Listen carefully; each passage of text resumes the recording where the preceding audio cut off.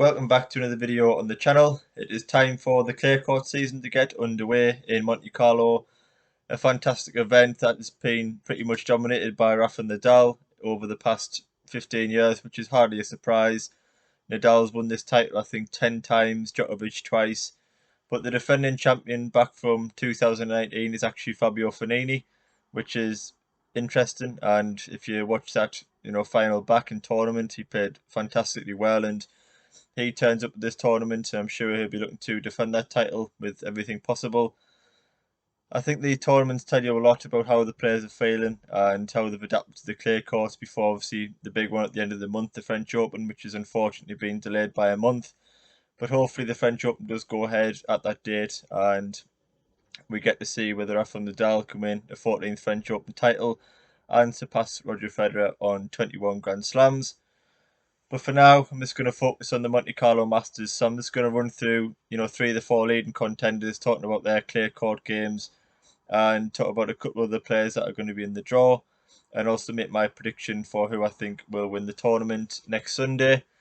So kicking things off with Rafa Nadal, and I'm sure we all know by now that Rafa's dominated the clay court over the past, as I said, 15 years. Every event pretty much: Rome, Madrid, Monte Carlo, French Open. There was 13 French Open titles, back up all those stats, but away from that, I think he's won, a crazy amount of clay court titles over his career. And Rafa's game is just absolutely perfect for the clay. He's grew up on clay, and he's just brilliant.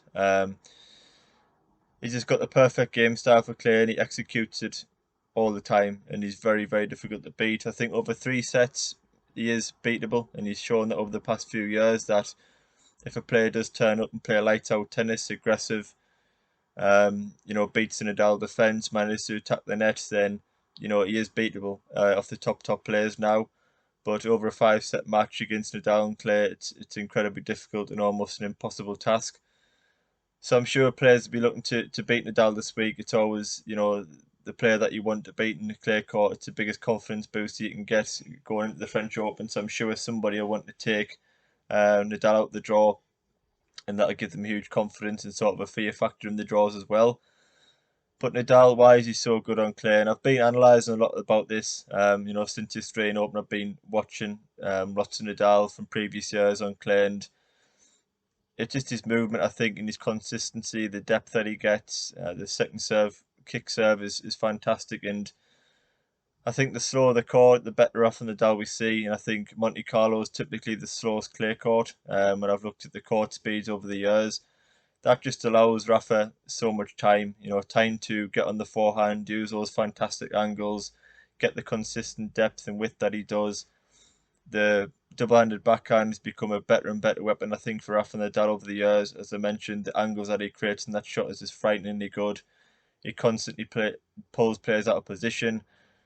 He's got the spin in the forehand that can, have the high bouncing ball. It pushes opponents back. It keeps them behind the baseline, not able to attack the Nadal defense, and just everything about Rafa. His movement, he times his attacks perfectly well. He knows when to attack the net. He attacks the net with real conviction. He's got great hands, a great volleyer, which is also important in the clay court, that you can come in and finish the points and not always be slogging out from the baseline and tiring yourself out. And it's just Rafa, his overall, as I mentioned, his consistency, defense, execution, timing of attacks, fear factor, everything about Rafa on a clay court is just frighteningly good, and it takes a special performance to beat him. And with Dominic Thiem not playing his best and not even turning up at this Monte Carlo Masters, Novak Djokovic being humbled 3 sets to love in last year's French Open final, it's very difficult to see Rafa being stopped in these clay courts. I think, as I said, he's maybe beatable over 3 sets. If someone like a Tsitsipas or a Djokovic or a Zverev can play lights out tennis for 3 sets, but over 5, it's incredibly difficult for someone to stop Nadal. As I mentioned, when he is the king of clay, Rafa seems to walk out in these clay courts knowing that he's the best clay court player ever. And a lot of players are already defeated before the match has even started. Rafa's mentally one of the best in the world. He just continues to produce and fight for every single point on clay, despite the tournaments that he's won, and I think that's a credit to himself. Just an outstanding tennis player, and just brilliant to watch on a clay court. Really makes it his home and makes it look so easy. one or two other players obviously struggle.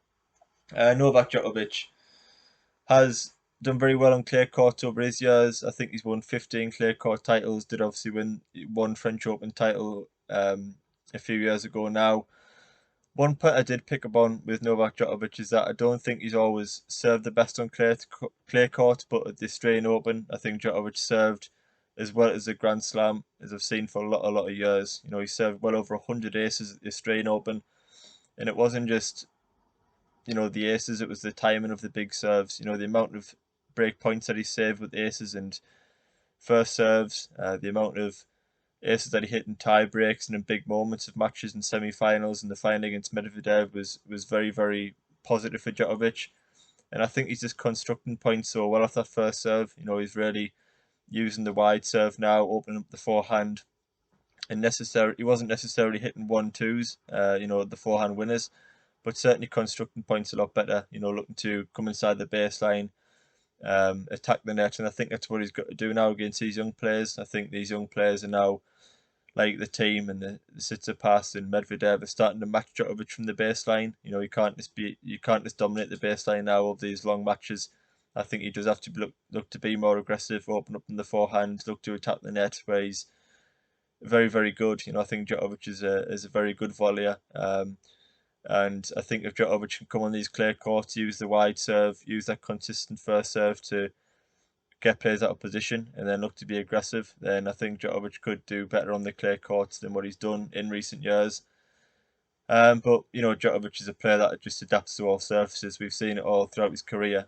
He's capable of defending the baseline with immense variety, depth, consistency. Can rally for days. He's double-handed backhands, one of the safest shots in the world.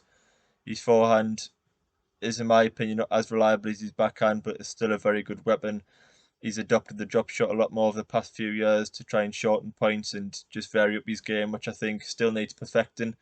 I think the drop shot probably let him down in that final against Rafa last year at the French Open, but if he has worked on that in the off season, I think he used it more effectively in the Australian Open, timed it a lot better. I think at the French Open it was almost a desperation task, desperation ploy at sometimes. He didn't want to get in the long exchanges, so just opted for a drop shot at the wrong times. But I think the Australian, he timed the drop shots and executed them a lot better. So I think Djokovic's game's geared up better, I think, this year for the clay court. As I mentioned, the wide serve, the aggressive forehand, second shot, and I think the drop shot has worked a lot better than what it was. And I think all those weapons can be used better this year on a clay court. And Djokovic is a player that, if he turns it and produces his best, he can win on any surface on any given day. I think Rafa's probably the only person in this draw that he will fear with Dominic Thiem out. But yeah, Djokovic and Nadal could potentially meet in the final in what would be another mouth-watering clash. I've seen many of them. Moving on now to Stefano Tsitsipas. And Tsitsipas is an interesting one. For a lot of years, I thought Tsitsipas, with his big forehand and big serve, was a player that was better on fast hardcore, but I'm starting to change my opinion.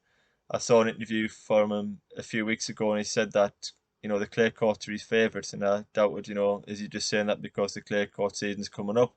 But I think when you look at his stats and his overall game now and how he's developing and working out as a player, then I think you can almost respect that and see that why he would say that. Tsitsipas has got a very good deep return, a brilliant forehand, and I think on a clay court, especially the slower ones like Monte Carlo, there's less emphasis on that defensive backhand side, which I think Tsitsipas still needs to work on. The ball obviously moves through the court a lot slower on a clay court, which allows Tsitsipas to position himself better. It's easier to defend. You can get the run around forehand. And I also think the Tsitsipas kick second serve is very effective. Obviously high bouncing, moves away from the player, allows him to move into the court and attack the net. And I just think these slow clay courts allow Tsitsipas to maintain neutral in rallies on a clay court, then open up the forehand easier. It's a lot harder to defend in getting the forehand in a quick hard court, and we've seen that in the past, that if he comes up against a very clean ball striker like a Medvedev or a Dominic Thiem or a Djokovic, then he does struggle to defend and maintain neutral, whereas in clay courts where the ball does move slower, he can do that a lot easier. I think the key for Tsitsipas is just finding the range with the forehand. attacking the net with conviction and really timing his attacks. I think Tsitsipas in the past has probably made too many unforced errors against the top players, but if he can just rally, be patient, be consistent with the forehand and backhands down the line, then I think he's a huge danger in any draw. Um, Moving on now to Daniel Medvedev, who I don't think is at his best on the clay court by any means. I think clay's going to be Medvedev's worst surface, and he has had some good wins. He's had some good runs on the clay courts. I'm not saying he's completely ineffective in that he couldn't pick up a title, because I think he certainly could. He's a top 3 player in the world at the moment. He's had a fantastic start to 2021 with that Australian Open final. But Medvedev's a player that hits the ball very flat. He doesn't use a lot of spin, which is um, a huge weapon advantage on a clay court. If you do, like Rafa does with the forehand, he creates immense spin and very difficult to time from the opponent. Very difficult to get inside the baseline when Rafa's got all that variety on the forehand. Medvedev's one of his main weapons is obviously the first serve. That's slowed down a lot in the clay courts, and that unorthodox choppy movement is not favoured. I think on a clay court you need to be able to slide and use that fluid movement, whereas Medvedev's not the quickest of turners. As I said, it's more unorthodox and choppy rather than fluid, like the movement of Nadal or a Fellini or a Schwartzman.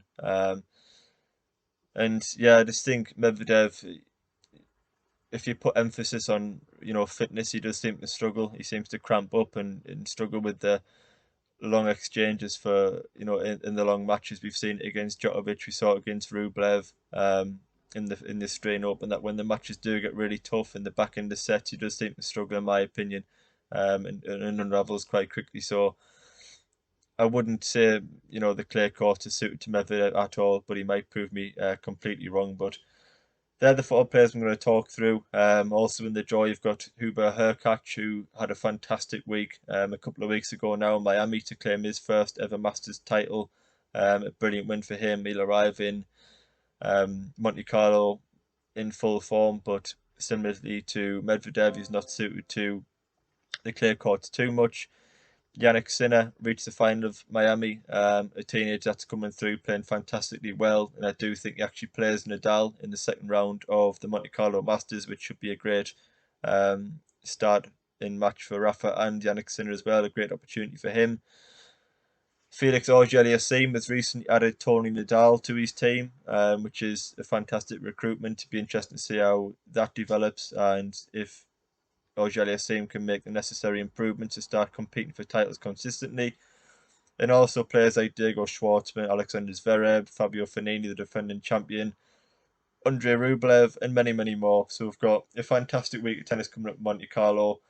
In terms of prediction, I'm not looking past Rafa Nadal. I think Monte Carlo, as I mentioned, is the slowest clay court of them all, and that suits Rafa down to the ground. It just allows Rafa to use all his variations. The spinning forehand, the double-handed backhand, the angles that he creates in both of those shots, the conviction at the net, the different serves that he's got, the fear factor, the foot movement, defense, fitness, everything. Everything that Rafa does in a clay court just turns to gold. Just an unbelievable, without doubt, the best clay court player ever, and you can't bet against him winning this event. He has had a back injury, so hopefully all is clear there. And Djokovic is also recovered from the abdominal injury. Neither player have played since the Australian Open, so it'll be interesting to see how both have recovered. Will they both be at 100% for this tournament, or will it take a few rounds and a few matches to get going completely? But yeah, I think when you're looking at any clay court event, you have to make Rafa Nadal huge favourite. So I think Rafa Nadal will start off his 2021 clay season with a bang. Look to put out a statement ahead of Madrid and the French Open, and start 2021 clay court season with a win in Monte Carlo. But thanks for watching. I will be bringing more videos out during the week, just previewing matches and talking about how the matches have gone so far. So if you do want to listen to that content, do subscribe to the channel. It is much appreciated. If you could leave a like on the video and also comment who you think will take home the title next week, that would be great as well. So thanks for watching another video. and I will see you on the next one.